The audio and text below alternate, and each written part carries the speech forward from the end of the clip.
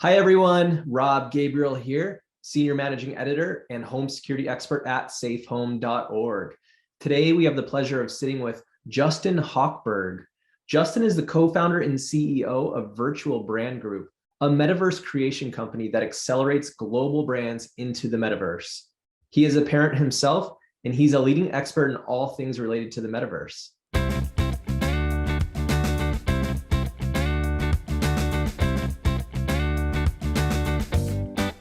So that we have a foundation to build from, what is the metaverse in a nutshell? The metaverse is one of the great experiences that are transforming the way children socialize, play, make friends, and develop self-identity. That's one of the most powerful things about this.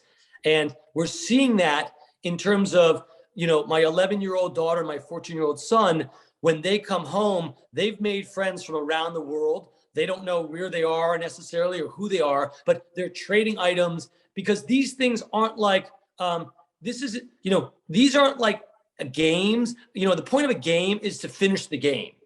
These are experiences. So they hang out. It's a social platform, much like the mall is. And that is one of the great things that the metaverse is enabling for young people to develop social skills and world skills in a different way. So as a parent yourself, regarding child safety in the metaverse, what is your general outlook on the metaverse, knowing that your kids will experience it one day?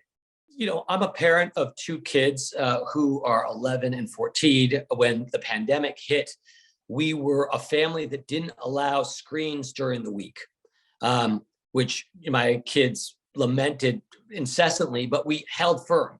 As soon as we went to Zoom, then and isolation, not only were they on for school, but they started exploring deeply these virtual worlds, Fortnite, Roblox, which was the only way that they could actually connect with friends. So although being on a screen, is not ideal, I think any parent who works or anything can recognize that they're on a screen all day as well, right? I sit in front of a Zoom or a computer more than anything, more than my kids do.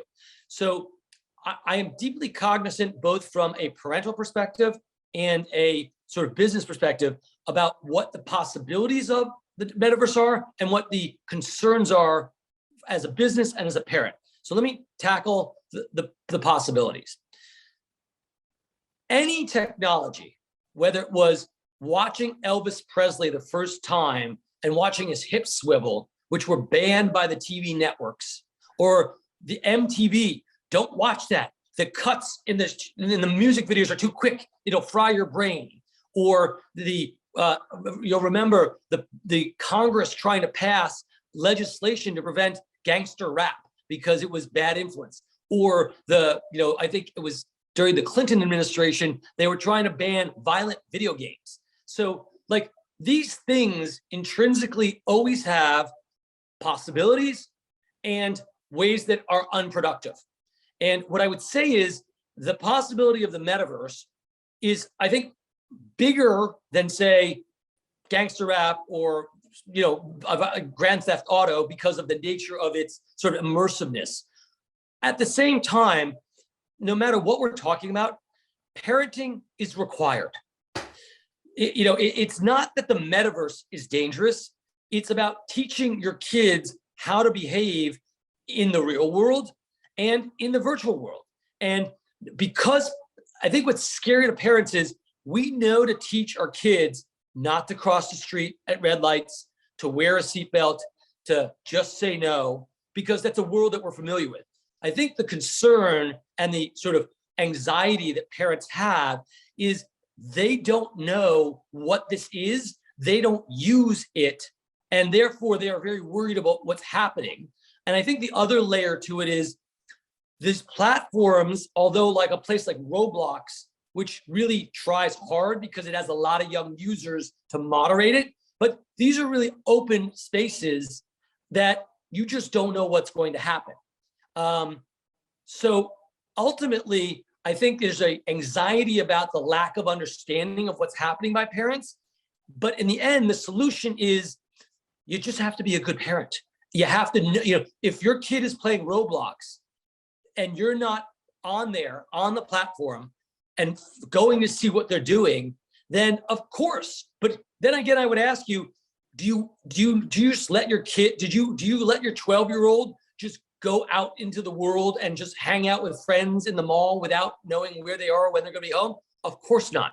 So if you just translate what you do as a parent in the physical world to the metaverse world, I think you're going to find that it becomes less scary and more of a conversation. And the last piece of that I would say is it's also a really awesome opportunity because experiences in the metaverse can be actually great parenting moments where you can enjoy the things that your kids like.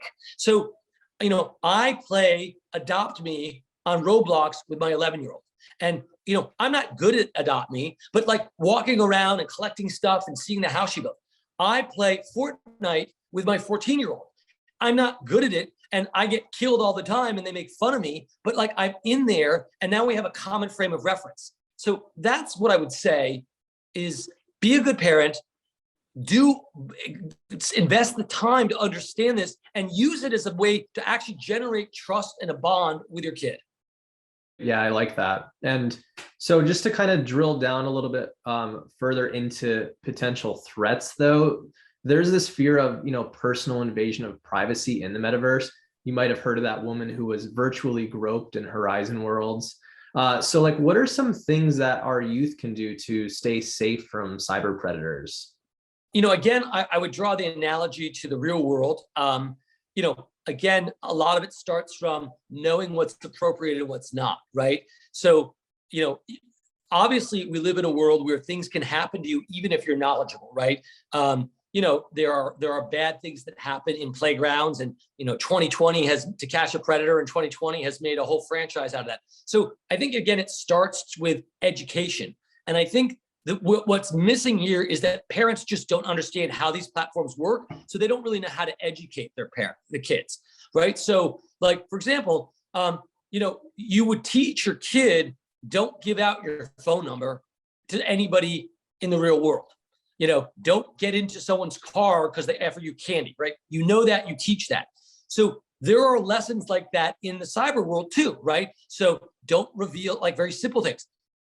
Everybody has an avatar name. It usually is not their real name, right? It's like, Oink Fluff number 9, or, Justin Flies number 7, right? So don't give out your real information. Don't tell people where you live. Obviously, if someone acts inappropriate, and what inappropriate is, because it's the same in cyberspace as it is in the real world. Like if they start making certain references or weird things, you go away from them and you don't accept trades with them. And so there are things like that. Now, the other thing is, look, Netflix and a lot of these streaming platforms for content, their parental controls, and YouTube in particular, YouTube's parental controls are horrible, right? It really is. Or TikTok. These kids are exposed to a ton of stuff. So what you have to also do is like, which platforms are more appropriate for your kids at whatever age they are. So Roblox is a good platform. It's not perfect, but it's a really good platform because they know that the large percentage of their users, probably 50 to 60% are under 15. And so they have to make sure it's brand friendly. That doesn't mean there aren't problems. So would I let somebody necessarily who's an 11-year-old be roaming around Decentraland and hanging out at Snoop's, mansion? No, right? Just like I won't, let somebody, like I have a 14-year-old and all they want to do is watch, R-rated sort of raunchy comedies. I'm like, no. So it's a lot of the same thing, right? Pick your platform, 1, monitor it by being involved in it, 2, and teach them in the virtual world, just like you would in the physical world. In the metaverse, of course, there are virtual venues. Do you know if there's any sort of safeguards we can put in place, whether it be tracking or monitoring, to ensure that our children are staying out of, say, virtual strip clubs, that type of thing? That's platform by platform, right? So there's no one real solution, right? So Netflix has a better rating system than YouTube, right? So that's like different things. So what I would say about that is, it's very early days. So again, pick the platform that's going to be more brand kid safe than not. Two is a lot of these platforms don't have a lot of that in this yet because they're so nascent. Yes, Roblox has been around for 16 years, but Sandbox or Decentraland are very new. But there are third-party developers who are rushing to fill the gap and try and help with that. Having said that, I will say as a general safety with kids, I don't think in terms of digital safety, even before the metaverse, that there really is an amazing solution to protecting your child. Despite the fact that the web has existed for 20 years and social media for 10 years, I just don't think that there is a really great solution. There are things that, block stuff, but there's always workarounds. I mean, these kids are very clever, and a lot of the platforms really don't, despite the, sort of doing it, they don't really give you the tools to monitor and block and do things because it's not really in their interest to really do it to an extreme level. Like TikTok doesn't have a content rating that allows you that, like, where you have to sign up and it blocks you from videos, but it should. So there's really sort of a disconnect between a platform's interests where they want to be safe enough and really what a parent wants, unfortunately. And I like how you kind of bring it back to that refrain, like the parenting matters, right? And how you talk to your children about the metaverse. So with that in mind, like how can parents talk with their children about the metaverse? What are maybe some of the topics to cover? Like, how do you just approach that discussion? What I always say about parenting, and I actually learned this from my wife, which is to say, she said it and now I'm going to borrow it, but at least I'm giving her credit for it, is the best way to help guide your child is to show interest in what they're interested in, because they want to connect on the things that they're interested in. They don't really care, as they get older, they slightly do it. They generally don't care what you're interested in. And so, for example, my son was not interested in sports for a while and then started playing Xbox and Madden and became like a sports savant. And my wife was like, that's what he wants to talk about. And so she started reading up on sports because she knew to get his trust, she had to meet him where he is. So the easiest thing is here's the simple step. One, instead of going to Google a million articles, right? Just start doing what they do. So play Roblox with them, right? Because if you just Google stuff and then no kid wants to sit down and have a safety conversation, right? That's not fun. They're not interested. But if you go and play, and you don't have to be good at anything, it doesn't cost you anything, and you will create a bonding moment. You can see what they're doing, and now you have a common frame of reference of what's happening, right? Now, of course, you may need to do some homework in advance of deciding that they can be on a platform or not. Just like, when my daughter sees an ad for a movie, she's 11, like I go on Common Sense Media and I'm like, what is this? This is PG-13. Sometimes PG-13 is okay for an 11-year-old because it's not really, it's curse words, but they're listening to curse words on half the Netflix tween stuff. So that's not for us, that's not a big deal. For others, it might be different. So you might need to do some homework about where more safer platforms are. So that might be a starting place, but ultimately go do it with them and experience it. And then you'll have a much better understanding. And instead of spending hours researching what is or isn't this platform, when you play with them, you immediately understand it and see it's like when does a kid ever invite a parent to come along to a play date if they don't have to? They never do, right? The last thing they want is you around. In those experiences, when you're sitting around on a Saturday and your kid is playing on this thing, you'll be like, yo, I want to be in on this game. Let's do this together. Let's buy a new skin together. They're willing to let you do that. And that's precious. That's a huge positive note for sure. What are some other positive things that we can look forward to with the metaverse, especially concerning our kids?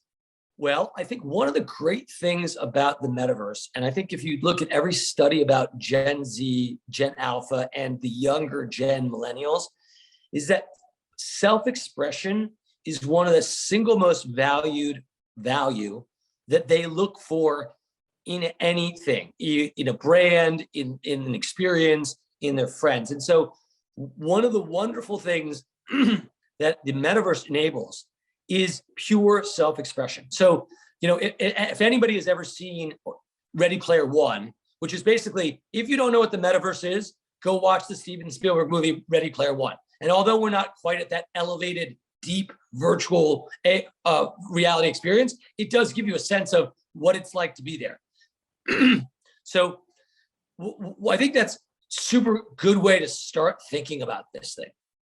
Great. And if you want to just go ahead and talk a little bit about your company and just share with us what it is that you guys do, it'd be great. One of the things that we do at the Virtual Brand Group, which you can find on our website, virtualbrandgroup.com, is we actually work a lot both with brands to help them craft their strategy for business. And part of that is being about safe environments. We also have an initiative that we're launching around parenting. So when we work with brands, we specifically target experiences that are good for parents to get to know, and we make it easy. So if anybody has any questions about how they can engage with it, there's a section on just contact us, and we're more than happy to give our one pager on tips and advice on how to sort of help your kids transition into the metaverse, and more importantly, how parents can transition into the metaverse to catch up to their kids. Great. Thank you so much, Justin. That's actually all of our time for today. And again, thank you for sitting with us and imparting your wisdom on our viewers. It's been a big help. Signing off with Safe Home.